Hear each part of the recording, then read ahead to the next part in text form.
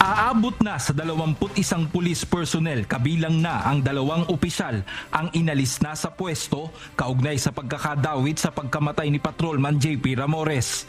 Si Patrolman Ramores ay ang pulis na namatay sa cardiac arrest noong July 27 sa San Jacinto, Masbate. Subalit kinalaunan ay sinasabing namatay umano ito sa hazing matapos lumabas ang mga larawan ng patrolman na puno ng mga pasa at mga sugat sa iba't ibang bahagi ng katawan. Ayon kay Regional Director Police Brigadier General Mario Reyes, kasalukuyang iniimbestigahan ng mga police officer na inalis sa pwesto na kasalukuyan ay nakadetine sa Camp Ola sa Legazpi City. 21 po yun.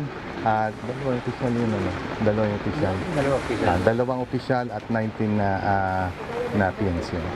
Yun yung nirelieve po natin at under investigation. Hindi pa buo yung, kumbaga hindi pa buo yung investigasyon, of course, but I don't want to preempt yung magiging resulta, but meron na po tayong tinitingnan. Noong Sabado, personal na dinalaw ni Police Brigadier General Reyes kasama ang iba pang opisyal ng PNP ang pamilya ng namatay na pulis upang iparating ang kanilang pakikidalamhati. Tiniyak ng opisyal sa pamilya Ramores na pinabibilisan na ang investigasyon sa pangyayari upang agad na makasuhan ang mga pulis na may sala. Na bago po siya ma-laid to rest, bago po siya ilibing, ay matapos na po yung investigasyon. Yun po yung target po natin. Pag natapos na po yung investigasyon, makakapag-file na po tayo ng kaso. Papile na po natin ng kaso, kriminal at saka administratibo. Subalit ayon sa pamilya Ramores, hindi pa sila lubos na nagtitiwala sa itinatakbo ng investigasyon hanggat hindi nila nakikitang napaparusahan ng mga pulis na sangkot sa pagkamatay ni Patrolman Ramores. Hindi kami magbibigay ng tiwala sa kanila. Kasi marami ng mga kwentong ganito eh.